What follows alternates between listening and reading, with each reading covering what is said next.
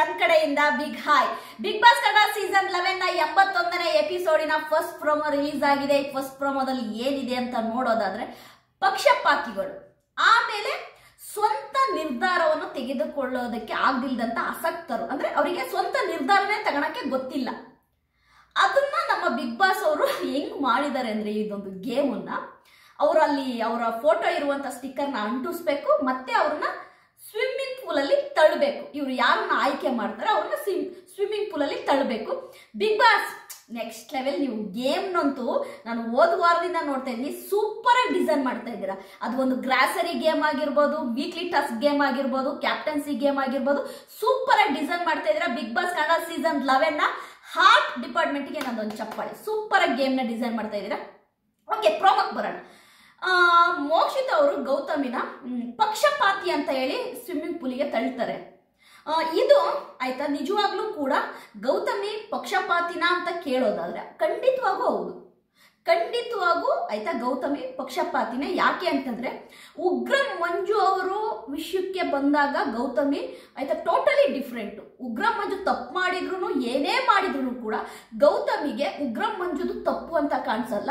ಅದೇ ಬೇರೆಯವರು ಏನೇ ಮಾಡಿದ್ರು ಅದನ್ನು ತಪ್ಪು ಅಂತ ವಾದಿಸ್ತಾರೆ. ಮತ್ತೆ ನಾನು ಪಾಸಿಟಿವ್ ಅನ್ನ ಮುಖವಾಡ ಹಾಕೊಂಡು ಒಳಗಡೆನೆ ಜಿದ್ದು ಸಾಧಿಸ್ತಾರೆ. ಅದು ಮೊನ್ನೆ ಸ್ಯಾಟರ್ಡೆ ಸಂಡೇ ಎಪಿಸೋಡ್ ಏನಾಗುತ್ತೆ, ಅವತ್ತು ಒಂದು ಪಂಚಿಂಗ್ ಗೇಮ್ ಇರುತ್ತೆ. ಅವಾಗ ಸುದೀಪ್ ಸರ್ ಅವರು ಎಲ್ಲರಿಗೂ ಹೇಳ್ತಾರೆ, ನಿಮ್ಗೆ ಯಾರ ಮೇಲೆ ಕೋಪ ಇದೆ ಮನಸ್ಸಲ್ಲಿ, ಇಂಥರ ಮೇಲೆ ನನಗೆ ಮನಸ್ಸಲ್ಲಿ ಕೋಪ ಇದೆ ಅಂತ ಯಾರ ಮೇಲೆ ಹೇಳ್ತೀರಾ ಅವ್ರಿಗೆ ಬಂದು ಒಂದು ಪಂಚ್ ಕೊಡ್ಬೋದು ಅಂತಾರೆ. ಇದೇ ಗೌತಮಿ ಹೇಳ್ತಾರೆ, ನನಗೆ ರಜತ್ ಮೇಲೆ ಯಾವುದೇ ತರದ ಕೋಪ ಇಲ್ಲ, ನನ್ಗೆ ಯಾವುದೇ ತರದ ಪಂಚ್ ಮಾಡೋ ಅಷ್ಟು ಲೆವೆಲಿಗೆ ಕೋಪ ಇಲ್ಲ ಅಂತೇಳಿ ಮುಖವಾಡ ಹಾಕೊಂಡು ಒಂದು ಪಾಸಿಟಿವ್ ಅನ್ನೋದನ್ನ ಪ್ರೂವ್ ಮಾಡಕ್ ನೋಡ್ತಾರೆ. ಆದ್ರೆ ಅದೇ ಗೌತಮಿ ಮಂಡೇ ಎಪಿಸೋಡ್ ಅಲ್ಲಿ ರಜತ್ ಅವ್ರ ಮೇಲೆ ಒಂದು ಜಿದ್ದಿರೋದನ್ನ ಅವರೇನೆ ಹೊರಗಡೆ ಹಾಕ್ತಾರೆ, ಅವರೇ ಕೋಪವನ್ನ ತೋರಿಸ್ತಾರೆ. ರಜತ್ ಅವ್ರ ಮೇಲೆ ಇರುವಂತ ಸಿಟ್ಟನ್ನ, ಎಷ್ಟು ಅವರು ಅಲ್ಲಿ ಮಾತಾಡುವ ಮಾತುಗಳಾಗಿರ್ಬೋದು, ಅವ್ರ ಒಳಗಡೆ ಅವ್ರಿಗೆ ಎಷ್ಟು ಕೋಪ ಇದೆ ಅನ್ನೋದನ್ನ ನಾವು ನೋಡಿದೀವಿ ಮಂಡೇ ಎಪಿಸೋಡ್ ಅಲ್ಲಿ. ಆದ್ರೆ ಯಾಕೆ ಗೌತಮಿ ಅವರು ಈ ಒಂದು ಪಾಸಿಟಿವ್ ಅನ್ನ ಮುಖವಾಡ ಹಾಕೊಂಡು ಯಾಕೆ ಅವರು ಅದನ್ನ ಆಕ್ಟ್ ಮಾಡ್ತಿದ್ದಾರೆ ಅನ್ನೋದು ನಾನು ಇನ್ನೂ ಇಲ್ಲಿವರೆಗೂ ಅರ್ಥ ಆಗಿಲ್ಲ. ಮೋಕ್ಷಿತ ಹೇಳುವ ಪ್ರಕಾರವಾಗಿ ಪಕ್ಷಪಾತಿ ಗೌತಮಿ ಅಂತಂದ್ರೆ ಅದು ಹೌದು ಅಂತಾನೆ ನಾನು ಹೇಳ್ತೀನಿ. ಯಾಕೆಂದ್ರೆ ಉಗ್ರಂ ಮಂಜು ವಿಷಯಕ್ಕೆ ಬಂದಾಗ ನಮ್ಮ ಗೌತಮಿಯವರ ನಿರ್ಧಾರಗಳು ಬೇರೆನೇ ಇರುತ್ತೆ, ಅದೇ ಬೇರೆ ಕಂಟೆಸ್ಟೆಂಟ್ಗಳ ವಿಷಯಕ್ಕೆ ಬಂದಾಗ ಬೇರೆನೇ ಇರುತ್ತೆ. ಅದನ್ನ ನಾವು ನೋಡಿದೀವಿ. ಅದನ್ನ ಇವತ್ತು ಏನು ಈ ಟಾಸ್ಕ್ ಕೊಟ್ಟಿದಾರಲ್ವಾ, ಪಕ್ಷಪಾತಿಗಳು ಮತ್ತೆ ನಿರ್ಧಾರ ತಗೊಳಕ್ಕೆ ಆಸಕ್ತರು ಅಂತೇಳಿ, ಅದು ಖಂಡಿತವಾಗೂ ನಮ್ಮ ಬಿಗ್ ಬಾಸ್ ಒಂದು ಒಳ್ಳೆ ಗೇಮ್ನೇ ಕೊಟ್ಟಿದ್ದಾರೆ ಅಂತಾನೆ ಹೇಳ್ಬೋದು. ಹಾಗಾಗಿ ಇಲ್ಲಿ ಕೆಲವರ ಬಂಡವಾಳಗಳು ತಂಡವಾಳ ಆಗೋದು ಗ್ಯಾರಂಟಿ. ಹಾಗಾಗಿ ಮೋಕ್ಷಿತ ಏನ್ ಮಾಡ್ತಾರೆ, ಗೌತಮಿನ ಸ್ವಿಮ್ಮಿಂಗ್ ಪೂಲಿಗೆ ತಳ್ತಾರೆ. ಕಾರಣ ಇಷ್ಟೇ, ಪಕ್ಷಪಾತಿಯಾಗಿದ್ದಾರೆ ಗೌತಮಿ ಅವರು. ಅಂದ್ರೆ ಉಗ್ರಂ ಮಂಜು ವಿಷಯ ಬಂದಾಗ ಅವ್ರದ್ದು ಬೇರೆ ತರ ಇರುತ್ತೆ ಆನ್ಸರು, ಅದೇ ಬೇರೆ ಕಂಟೆಸ್ಟೆಂಟ್ ವಿಷಯಕ್ಕೆ ಬಂದಾಗ ಬೇರೆ ತರ ಇರುತ್ತೆ ಆನ್ಸರು ಅನ್ನೋದನ್ನ ಅವ್ರು ತುಂಬಾ ಚೆನ್ನಾಗಿ. ಯಾಕೆಂದ್ರೆ ನಾವು 3 ಜನ ಫ್ರೆಂಡ್ಸ್ ಆಗಿದ್ದಾಗ ಗೌತಮಿ ನನ್ನ ವಿಷಯದಲ್ಲಿ ಬೇರೆ ತರ ನಡ್ಕೊಂಡವರು, ಅದೇ ಉಗ್ರಂ ಮಂಜು ವಿಷಯ ಬಂದಾಗ ಬೇರೆ ತರ ನಡ್ಕೊಂಡವರು. ಹಾಗಾಗಿ ನನಗೆ ಗೌತಮಿ ಪಕ್ಷಪಾತಿ ಆ ತರ ಕಾಣಿಸ್ತಾ ಇದೆ. ಹಾಗಾಗಿ ನಾನು ಅವ್ರನ್ನ ಸ್ವಿಮ್ಮಿಂಗ್ ಪೂಲ್ ತಳ್ತಿದ್ದೀನಿ ಅಂತೇಳಿ ಮೋಕ್ಷಿತ್ ಅವರು ತಳ್ತಾರೆ. ಅದಾದ ನಂತರ ಹನುಮಂತು ಅವರು ಭವ್ಯಗೌಡರು ಅಂತ ಹೇಳ್ತಾರೆ. ಕಾರಣ ಇಷ್ಟೇ, ಹನುಮಂತು ಮೊದ್ಲಿಂದನೂ ಕ್ಲಿಯರ್ ಆಗಿದ್ದಾರೆ ಯಾರು ನಮ್ಮ ಭವ್ಯಗೌಡನ ಬಗ್ಗೆ. ಯಾಕೆ ಭವ್ಯಗೌಡನ ಬಗ್ಗೆ ಹನುಮಂತು ಕ್ಲಿಯರ್ ಆಗಿದ್ದಾರೆ ಅಂದ್ರೆ, ಹನುಮಂತುಗೆ ಭವ್ಯಗೌಡನ ಗೇಮು ಮತ್ತೆ ನಾಟಕ ತುಂಬಾ ಚೆನ್ನಾಗಿ ಗೊತ್ತಿದೆ ಹನುಮಂತುಗೆ. ಯಾಕೆಂದ್ರೆ ಭವ್ಯಗೌಡ ನಾವು ತಿಳ್ಕೊಂಡಷ್ಟು ಮಗು ಅಲ್ಲ, ಚೈಲ್ಡ್ ಚಪಾತಿ ಅಲ್ಲ ಅನ್ನೋದು ಹನುಮಂತುಗೆ ತುಂಬಾ ಚೆನ್ನಾಗಿ ಗೊತ್ತಿದೆ. ಯಾಕೆಂದ್ರೆ ಹನುಮಂತು ತುಂಬಾ ಚೆನ್ನಾಗಿ ಭವ್ಯಗೌಡನ ಅರ್ಥ ಮಾಡ್ಕೊಂಡಿದ್ದಾನೆ ಅನ್ನೋದು ಇದರಲ್ಲೇ ಗೊತ್ತಾಗುತ್ತೆ. ಯಾಕೆ ಅಂದ್ರೆ ಭವ್ಯಗೌಡವರು ತ್ರಿವಿಕ್ರಮ್ರನ್ನ ಜೊತೆಲಿ ಇಟ್ಕೊಂಡ್ರೆ ನನ್ನ ಬಿಗ್ ಬಾಸ್ ಜರ್ನಿ ತುಂಬಾ ಸ್ಮೂತ್ ಆಗಿರುತ್ತೆ, ತುಂಬಾ ಸಾಫ್ಟ್ ಆಗಿ ನಾನು ಫೈನಲ್ ತಲುಪೋದು ಅನ್ನೋದಕ್ಕೋಸ್ಕರವಾಗಿ ನಮ್ಮ ತ್ರಿವಿಕ್ರಮ್ ಅವ್ರನ್ನ ಜೊತೆಯಲ್ಲಿ ಇಟ್ಕೊಂಡು ಅವರು ಬಿಗ್ ಬಾಸ್ ಗೇಮ್ ಆಡ್ತಾ ಇದ್ದಾರೆ ಅನ್ನೋದು ನಮ್ ಕಣ್ಣಿಗೆ ಕಾಣ್ತಾ ಇದೆ. ಆಯ್ತಾ, ಯಾಕೆ ಅಂದ್ರೆ ಇದಕ್ಕೆ ನಾನು ಇನ್ನೊಂದು ವಿಷಯ ಸೇರಿಸ್ತೀನಿ ಸ್ನೇಹಿತರೆ. ನಿನ್ನೆ ಪಾಪ ತ್ರಿವಿಕ್ರಮ್ ಅವರು ಈ ವೀಕಲ್ಲಿ ತುಂಬಾ ಚೆನ್ನಾಗಿ ಗೇಮ್ ಆಡಿದ್ರು, ತುಂಬಾ ಚೆನ್ನಾಗಿ ಆಯ್ತಾ, ಅವ್ರ ಪ್ರೆಸೆಂಟ್ ತುಂಬಾ ಚೆನ್ನಾಗಿತ್ತು.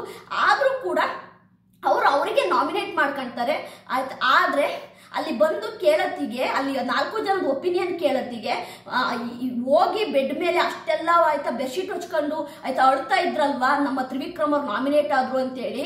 ಇದೆಲ್ಲ ನಾಟಕ ಅನ್ನೋದು ಹೆಂಗ್ ಗೊತ್ತಾಗ್ತದೆ ಗೊತ್ತಾ ಭವ್ಯಗೌಡಂದು. ತ್ರಿವಿಕ್ರಮ್ ಅವರು ಆ ರೀತಿ ಬಂದು ನಾನು ನಾಮಿನೇಟ್ ಮಾಡ್ಕೋಬೇಕು ಅಂತ ಹೇಳ್ತಿದ್ದೀನಿ, ನಿಮ್ಮ ಅಭಿಪ್ರಾಯ ಏನು ಅಂದಾಗ ಭವ್ಯಗೌಡ ಒಂದು ಮಾತಿಗಾದ್ರೂ ನೀವ್ಯಾಕೆ ನಾಮಿನೇಟ್ ಆಗ್ತೀರಾ ತ್ರಿವಿಕ್ರಮ್ ಅವರೇ, ನಾನು ಹಾಕ್ತೀನಿ, ಓಕೆ ನನ್ನನ್ನೇ ನಾಮಿನೇಟ್ ಮಾಡಿ ಅಂತ ಒಂದು ಮಾತನ್ನು ಹೇಳಲಿಲ್ಲ. ತುಂಬಾ ಸೈಲೆಂಟ್ ಆಗಿ ಗುಮ್ಮನ್ ತರ ಇದ್ರು. ತ್ರಿವಿಕ್ರಮ್ ಅವ್ರು ನಾಮಿನೇಟ್ ನಾಮಿನೇಟ್ ಆಗೋ ತನಕ ಗುಮ್முಗೆ ಸೈಲೆಂಟ್ ಆಗಿದ್ದಂತಹ ಭವ್ಯ ಗೌಡ ಆಮೇಲೆ ನಾಟಕ ಮಾಡೋ ತರ ಹೋಗಿ ಬೆಡ್ರೂಮ್ ಅಲ್ಲಿ ಬೆಡ್ಶೀಟ್ ಉಚ್ಕೊಂಡು ಅಳ್ತಾರೆ. ಇದನ್ನ ನೋಡಿದ್ರೆ ಓಪನ್ಲಿ ಗೊತ್ತಾಗ್ತಾ ಇದೆ ಆಯ್ತಾ, ನಮ್ಮ ಭವ್ಯ ಗೌಡ ಆಯ್ತಾ ಆಸ್ಕರ್ ಅವಾರ್ಡೇ ಕೊಡಬೇಕು, ಅಷ್ಟ್ರ ಮಟ್ಟಿಗೆ ಆಕ್ಟಿಂಗ್ ಮಾಡ್ತಾರೆ ಅನ್ನೋದು ಭವ್ಯ ಗೌಡ ಗೊತ್ತಾಗ್ತಾ ಇದೆ. ಇದು ನಿಜವಾಗ್ಲೂ ನಿಮ್ಗೆ ಹಂಗ ಅನ್ಸಿದ್ರೆ ದಯವಿಟ್ಟು ಕಮೆಂಟ್ ಮಾಡಿ. ಒಂದೇ ಒಂದು ಲಾಜಿಕ್ ಯೋಚನೆ ಮಾಡಿ, ಭವ್ಯ ಗೌಡ ನಿಜವಾಗ್ಲೂ ತ್ರಿವಿಕ್ರಮ್ ಅವ್ರ ಮೇಲೆ ಒಂದು ಫೀಲಿಂಗ್ ಇದ್ದಿದ್ರೆ ಅವ್ರು ನಾನು ನಾಮಿನೇಟ್ ಆಗ್ತೀನಿ ಅಂತ, ತ್ರಿವಿಕ್ರಮ್ ಅವ್ರ ನೀವ್ಯಾಕೆ ನಾಮಿನೇಟ್ ಆಗ್ತೀರಾ, ನೀವು ಈ ವೀಕ್ ತುಂಬಾ ಚೆನ್ನಾಗಿ ಗೇಮ್ ಆಡಿದೀರಾ, ನಾನು ಆಗ್ತೀನಿ ಅಂತ ಹೇಳ್ಬೋದು. ಇತ್ತೀರ ಬೇರೆ ಯಾರನ್ನಾದ್ರೂ ಆಯ್ತಾ, ಯಾರು ಕಮ್ಮಿ ಆಯ್ತಾ ಗೇಮ್ ಮಾಡಿದ್ರೆ ಅವ್ರನ್ನ ಮಾಡೋಣ ಅಂತ ಹೇಳ್ಬೋದಿತ್ತು ಭವ್ಯ ಗೌಡ. ಬಟ್ ಭವ್ಯ ಗೌಡ ಅಲ್ಲಿ ಸೈಲೆಂಟ್ ಆಗಿದ್ದು ಗುಮ್ಮನ್ ತರ ಇದ್ದು, ಆಮೇಲೆ ತ್ರಿವಿಕ್ರಮ್ ಅವ್ರು ನಾಮಿನೇಟ್ ಆದ್ಮೇಲೆ ಬೆಡ್ರೂಮ್ ಅಲ್ಲಿ ಬಂದು ಬೆಡ್ಶೀಟ್ ಹಚ್ಕೊಂಡು ಅಳ್ತಾರೆ. ಫೀಲಿಂಗ್ ತ್ರಿವಿಕ್ರಮ್ ಅವ್ರು ನಾಮಿನೇಟ್ ಮಾಡ್ಕೊಂಡಕ್ಕೆ ಫೀಲಿಂಗ್ ಅಂತ ಅನ್ಕೋಬೇಕು ಪ್ರೇಕ್ಷಕರು ಅಂತ ಆಯ್ತಾ, ಅಳ್ತಾರೆ, ಆ ನಾಟಕ ಮಾಡ್ತಾರೆ. ಅದು ಸರಿನಾ? ನೀವೇ ಹೇಳಿದ್ರಿ, ನಿಮ್ಮ ಕಡೆಯಿಂದ ಒಂದು ಆನ್ಸರ್ ಬೇಕು ನನಗೆ ಆಯ್ತಾ. ಅದು ನನಗೊಂಥರ ಡ್ರಾಮಾ ಅನ್ನಿಸ್ತು. ಓಕೆ, ಹಾಗಾಗಿ ನಮ್ಮ ಹನುಮಂತು ಏನ್ ಮಾಡ್ತಾರೆ, ಭವ್ಯ ಗೌಡನ ನೀರಿಗೆ ತಳ್ತಾರೆ. ಕಾರಣ ಇಷ್ಟೇ, ಹನುಮಂತನು ಭವ್ಯ ಗೌಡ ಇಲ್ಲಿ ಪಕ್ಷಪಾತಿಯಾಗಿದ್ದಾರೆ, ಮತ್ತೆ ನಿರ್ಧಾರ ತಗೊಳಕ್ಕೆ ಬರಲ್ಲ. ಆಮೇಲೆ ಅವರು ತ್ರಿವಿಕ್ರಮ್ ಅವ್ರನ್ನ ಬಿಟ್ಟು ಬೇರೆ ಯಾವ ಕಂಟೆಸ್ಟೆಂಟ್ ಜೊತೆಗೂ ಅವರು ಮಿಂಗಲ್ ಆಗಲ್ಲ, ಅವ್ರ ಜೊತೆ ಇರಲ್ಲ ಅನ್ನೋದು ನಮ್ಮ ಹನುಮಂತನ ವಾದ. ಅದೇ ರೀತಿ ನಮ್ಮ ಏನು ಇವತ್ತು ಯಾರನ್ನ ನಾಮಿನೇಷನ್ ಇಂದ ಉಳಿಸ್ತಾರೆ ಅಂತ ನೋಡೋದಾದ್ರೆ ತುಂಬಾ ಜನ ಹೇಳ್ತಾ ಇರೋದು ಐಶ್ವರ್ಯನ ಉಳಿಸ್ತಾರೆ, ಕರ್ನಾಟಕ ಕಲರ್ಸ್ ಟೀಮ್ ನವರು ಐಶ್ವರ್ಯ ಅವ್ರನ್ನ ಸೇವ್ ಮಾಡ್ತಾರೆ ಅಂತ ಹೇಳ್ತಾ ಇದಾರೆ. ಅದಕ್ಕೆ ನಾನು ಒಂದೇ ಒಂದು ವಿಷಯ ಹೇಳ್ತೀನಿ, ಯಾರು ಸೇವ್ ಮಾಡಿದ್ರು ಕೂಡ ಈ ವೀಕ್ ನಾಮಿನೇಷನ್ ಇರಲ್ಲ. ಈ ವಾರ ಬಂದ್ಬಿಟ್ಟು ನೋ ಎಲಿಮಿನೇಷನ್ ವಾರ ಆಗಿರುತ್ತೆ. ಹಾಗಾಗಿ ಯಾರು ಸೇವ್ ಮಾಡಿದ್ರು ನಾವು ತಲೆ ಕೆಡಿಸ್ಕೋಬೇಕಾಗಿಲ್ಲ. ಯಾಕೆ ಅಂತಂದ್ರೆ ಈ ವೀಕ್ ನಾಮಿನೇಷನ್ ಇರಲ್ಲ. ಹಾಗಾಗಿ ಅವ್ರಿಗೆ ಗೊತ್ತಿಲ್ಲ, ಒಳಗಿರುವಂತಹ ಕಂಟೆಸ್ಟೆಂಟ್ಗೆ ನಾಮಿನೇಷನ್ ಇದೆಯೋ ಇಲ್ವೋ ಅನ್ನೋದು ಗೊತ್ತಿಲ್ಲ. ನಾಮಿನೇಷನ್ ಇಲ್ದಿದ್ದ ಕಾರಣಕ್ಕಾಗೆ ನಮ್ಮ ಬಿಗ್ ಬಾಸ್ ಅವರು ಈ ಒಂದು ಗೇಮ್ ಅನ್ನು ಅವರು ಸೆಟಪ್ ಮಾಡಿದ್ದು. ಅಂದ್ರೆ ಒಂದು ತಂಡದವರು ವಿನ್ ಆಗಿ ಇನ್ನೊಂದು ತಂಡದವ್ರನ್ನ ನಾಮಿನೇಟ್ ಮಾಡ್ಬೇಕು ಅಂತ ಯಾಕೆ ಈ ಒಂದು ಗೇಮ್ ನ ತಂದ್ರು ನಮ್ಮ ಬಿಗ್ ಬಾಸ್ ಅಂದ್ರೆ ಕಾರಣ ಇಷ್ಟೇ. ಈ ವೀಕ್ ನಾಮಿನೇಷನ್ ಇರಲ್ಲ. ಹಾಗಾಗಿ ಓಕೆ, ಈ ವೀಕ್ ನಾಮಿನೇಷನ್ ಇವ್ರು ಮಾಡ್ಕೊಂಡ್ರು ಕೂಡ ಎಲಿಮಿನೇಟ್ ಯಾರು ಆಗಲ್ಲ. ಅಂದ್ರೆ ಈ ವೀಕು ನೋ ಎಲಿಮಿನೇಷನ್ ವೀಕ್, ಅಂದ್ರೆ ಈ ವೀಕ್ ಯಾರು ಎಲಿಮಿನೇಷನ್ ಆಗಲ್ಲ. ಅದು ಗೊತ್ತಿರೋ ಅಂತದೆ, ಅಂದ್ರೆ ಹೊರಗಡೆ ಇರುವಂತಹ ಪ್ರೇಕ್ಷಕರಿಗೆ ಗೊತ್ತು, ಒಳಗಡೆ ಇರುವಂತಹ ಕಂಟೆಸ್ಟೆಂಟ್ಗಳಿಗೆ ಗೊತ್ತಿಲ್ಲ. ಹಾಗಾಗಿ ಅವರು ಓಕೆ ನಾವು ಕರ್ನಾಟಕ ಕಲರ್ಸ್ ಟೀಮ್ ಅವ್ರನ್ನ ನಾಮಿನೇಟ್ ಮಾಡಿದೀವಿ ಅಂತ ಖುಷಿಯಾಗಿದ್ದಾರೆ, ಆ ಟೀಮಲ್ಲಿ ಎಲಿಮಿನೇಟ್ ಆಗ್ತಾರೆ ಅಂತೇಳಿ ಕರ್ನಾಟಕ ಕಿಲಾಡಿಗಳು ತಂಡದಲ್ಲಿರುವಂತಹವರು ಎಲ್ಲ ಖುಷಿಯಾಗಿದ್ದಾರೆ. ಅದು ಎಸ್ಪೆಷಲಿ ಭವ್ಯ ಗೌಡ, ಗೌತಮಿ, ಉಗ್ರಂ ಮಂಜು ಮತ್ತೆ ತ್ರಿವಿಕ್ರಮ್ ಎಲ್ಲ ತುಂಬಾ ಹ್ಯಾಪಿ ಆಗಿದ್ದಾರೆ. ಬಟ್ ಈ ವೀಕು ಆಯ್ತಾ ಎಲಿಮಿನೇಷನ್ ಇಲ್ಲ, ನೋ ಎಲಿಮಿನೇಷನ್ ವೀಕ್ ಆಗಿರೋದ್ರಿಂದ ಕರ್ನಾಟಕ ಕಲರ್ಸ್ ಟೀಮಿನಿಂದ ಐಶ್ವರ್ಯ ಸೇವ್ ಮಾಡಿದ್ರು, ಏನೋ ಪರವಾಗಿಲ್ಲ, ಅದ್ರ ಬಗ್ಗೆ ನಮ್ಗೇನು ಬೇರೆ ಮಾತುಗಳಿಲ್ಲ ಹೇಳಕ್ಕೆ.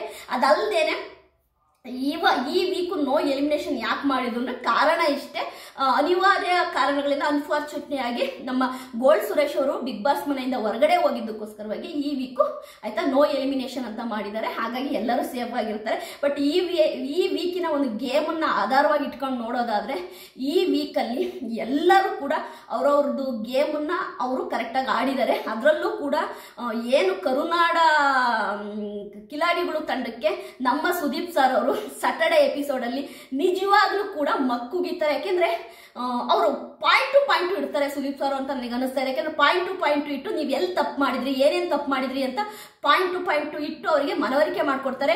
ಅದೇ ರೀತಿ ಕರ್ನಾಟಕ ಕಲರ್ಸ್ ಟೀಮಿಗೆ ನಿಜವಾಗ್ಲೂ ಕಿಚ್ಚನ ಚಪ್ಪಾಳೆ ಸಿಗುತ್ತೆ ಅಂತೀನಿ. ಕಿಚ್ಚನ ಚಪ್ಪಾಳೆ ಖಂಡಿತವಾಗೂ ಕರ್ನಾಟಕ ಕಲರ್ಸ್ ಟೀಮಿಗೆ ಕಿಚ್ಚನ ಚಪ್ಪಾಳೆ ಸಿಗುತ್ತೆ.